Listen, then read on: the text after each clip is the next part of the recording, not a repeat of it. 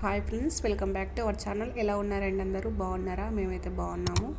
బాబుకి వచ్చేసి ఇక్కడ సిరప్ వేయించాలండి. గవర్నమెంట్ హాస్పిటల్కి తీసుకెళ్తున్నాను. సో ఇక్కడ నుంచి మా ఇంటి దగ్గరికి వాకబుల్ డిస్టెన్స్లోనే ఉంటుందండి. ఆ అక్క కాల్ చేసింది, ఆశా వర్కర్ అక్క రమ్మని, అందుకే వెళ్తున్నాను. సో ఇలా నడుచుకుంటూ వెళ్తున్నామండి, దగ్గరే కాబట్టి. బాబు కూడా నడుస్తూ అంటున్నాడు, అందుకని వెళ్తున్నాము. సో ఫ్రెండ్స్, ఎవరైనా కొత్త వాళ్ళు చూస్తున్నట్లయితే సబ్స్క్రైబ్ చేసుకోండి ఫ్రెండ్స్. అలాగే వీడియో ఎలా అనిపించిందో నచ్చితే లైక్ చేయండి, కామెంట్ కూడా చేయండి ఫ్రెండ్స్.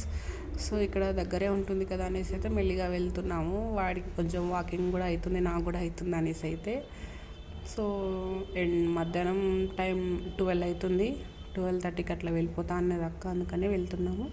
సో ఇక్కడైతే రైట్ సైడ్లో వచ్చేసి టెంపుల్ ఉంటుంది, శివాలయం అన్నమాట. ఇది మా ఏరియాలో చాలా ఫేమస్ అన్నమాట, ఉమామహేశ్వర టెంపుల్.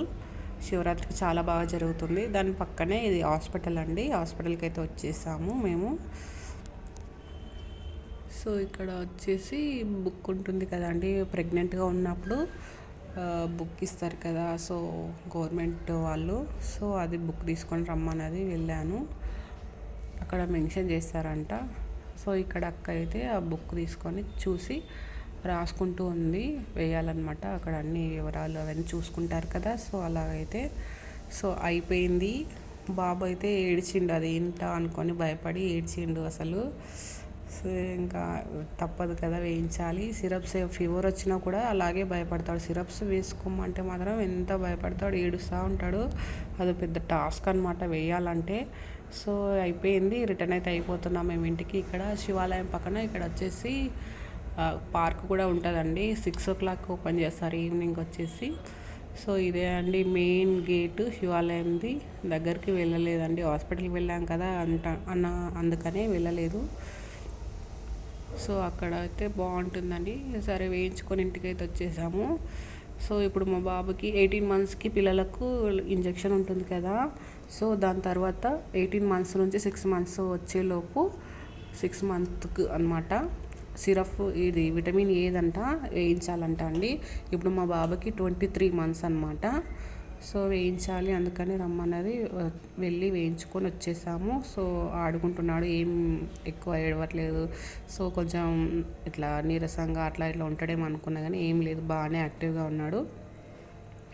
సో రమ్మని చెప్తే వాడు అక్కడ దోమల బ్యాట్ ఉంది, దాన్ని తీసుకొని ఆడుతూ ఉన్నాడు. సో ఇక్కడైతే నేను తినకుండా వెళ్ళాను కాబట్టి అక్క వెళ్తా అన్నది కదా, సో అందుకని నేను వచ్చినాక లంచ్ చేద్దాం అనేసి అయితే ఇక్కడ లంచ్కి పెట్టుకుంటున్నాను. వాడేమో ఇంకా ఆటలు ఆడుతూ ఉన్నాడు, అట్లా చేస్తాడు. పడుకోబెడదామంటే పడుకోవట్లేదు. మధ్యాహ్నం ఆయన టైం టేబుల్ మొత్తం చేంజ్ అయిపోయింది. అస్సలు ఒక 1 week నుంచి అయితే ఆఫ్టర్నూన్ పడుకోవట్లేదు, 4 o'clock అట్లా పడుకుంటున్నాడు. సో రైస్ పెట్టేశాను. తర్వాత అయితే నేను మార్నింగ్ సాంబార్ చేశాను. మా హస్బెండ్ టిఫిన్ తీసుకెళ్ళాడు కాబట్టి నేను మార్నింగే వంట చేసేస్తాను. కర్రీస్ అయినా మార్నింగ్ చేస్తాను. సో అదే ఇప్పుడు తిందామనేసి పెట్టుకుంటున్నాను. సో ఫ్రెండ్స్, తిన్నారా మీ అందరూ? ఏం కర్రీస్ చేశారండి, ఏమేమి స్పెషల్ చేశారు కామెంట్ చేయండి. సో నేను అక్కడ హాస్పిటల్కి అయితే వెనస్డే రోజు వెళ్ళాను. వెనస్డేనే ఉంటారు కదా, ఫ్రైడే రోజు అయితే మాత్రం ప్రెగ్నెంట్ ఉన్న వాళ్ళకి చూస్తారు కదా.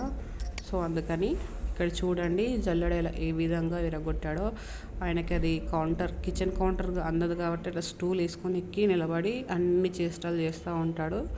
రైస్ చూడండి తినేటోళ్ళగా పెద్ద ఇట్లా కలుపుతూ ఉన్నాడు. అది జల్లెడ ఇలాగైనా విరగొట్టేదని అడిగితే కొరకడానికి వస్తున్నాడు, అట్లా వేస్తాడు అనమాట. సో అయిపోయింది, బాబుని పడుకోబెట్టేసాను నేను తిన్న తర్వాత. ఇదైతే సాయంత్రం అండి. సో మార్నింగ్ చేసిన సాంబార్ ఉంది కాబట్టి దాంట్లోకి కాంబినేషన్గా నేనైతే ఇక్కడ బగారా రైస్ చేస్తున్నానండి. చాలా బాగుంటుంది. ఇంకా పనిగా బాబు కూడా తినేస్తాడు కదా అనేసి అయితే నేను ఇక్కడ చేస్తున్నాను. సో మైల్డ్గా చేస్తానండి, ఎక్కువ స్పైసెస్ మసాలాలు ఏం వేయను, బాబు తినాలి కాబట్టి. సో మనకు కూడా అంత మంచిది కాదు కాబట్టి సింపుల్గా చేస్తాను.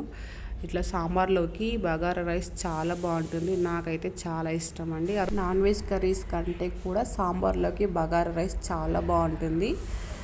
సో మీలో ఎంతమందికి ఇష్టం ఫ్రెండ్స్ ఇలా బగారా రైస్కి సాంబార్ కాంబినేషన్? సో ఇక్కడ రైస్ అయితే అయిపోయింది, ఇంకా మేము డిన్నర్ చేసేయడమే. బాబుకి తినిపించిన తర్వాతే మేము డిన్నర్ చేస్తాము. స్పైసెస్ మసాలాలు ఏం వేయలేదు, అందుకే ప్లెయిన్గా కనిపిస్తుంది. బగారా రైస్ ఇలా ఉంది ఏంటి అనుకోకండి ఫ్రెండ్స్. సో తినేసిన తర్వాత బాబుకి తినిపించేసిన తర్వాత అయితే నేను కిచెన్ అంతా క్లీన్ చేసేసుకుంటాను. ఎవ్రీడే ఇలాగే చేసుకుంటాను. మొత్తం అంట్లన్నీ కడిగేసాక స్టవ్ కూడా తుడిచేసుకొని పెట్టుకుంటాను. ఎందుకంటే మార్నింగ్ లేచేసరికి ఒక ఫ్రెష్గా అనిపిస్తుంది. లేకపోతే సింక్ నిండా అంట్లు ఉన్నాయనుకోండి, మళ్ళీ ఇదంతా చేయాలనేసి పొద్దునే మూడ్ ఆఫ్ అయిపోతుంది వర్క్ చేయాలా అనేసి. సో నైట్ ఎంత ఇబ్బంది అయినా సరే, ఎంత లేట్ అయినా సరే నైటే చేసి పెట్టుకుంటాను. 11 అయినా సరే కానీ అప్పుడే చేసేసి పెట్టుకుంటాను నైట్ వర్క్ అనేది. మార్నింగ్కి ఏం పెట్టేసుకోను, డైరెక్ట్గా లేచి వంట చేయడం అనే ఒక టాస్కే పెట్టుకుంటాను నేను. సో ఇవన్నీ తీసి పెట్టేశాడు బాబు ఆడుకొని. సో అవన్నీ కూడా సర్దేసి పెట్టుకుంటాను. మార్నింగ్ వాటర్ వస్తాయి కాబట్టి మళ్ళీ నాకు హడావిడి అవ్వకుండా ఇవన్నీ అయితే సర్దేసి పెట్టుకుంటాను. ఎందుకంటే బాబు త్వరగా పడుకోడు. సో ఈలోపు మొత్తం చేసేసుకుంటాను నేను. సో మార్నింగ్ కర్రీ చేయడానికి కూడా నేను ఇక్కడ బీన్స్ అనేవి కట్ చేసి పెట్టుకున్నాను. వాటితో ఆటలాడుతున్నాడు.